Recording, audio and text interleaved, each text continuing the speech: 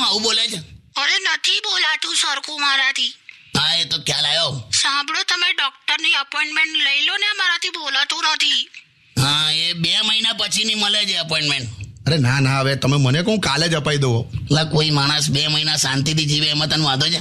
હા તમે તો હાલો, મેં સાંભળ્યું હો બધું.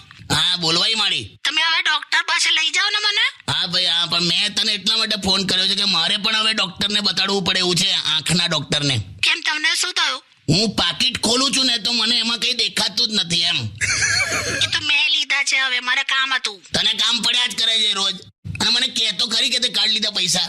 એમાં કહેવાનું શું, આઈ એમ યોર વાઇફ. તે મને ના ખબર હોય એવું. તમે છે ને ખાલી અત્યારે ડોક્ટરની અપોઇન્ટમેન્ટ લો મને, અને એમાં પાછી મને શરદી થઈ છે, નાક બંધ થઈ ગયું છે.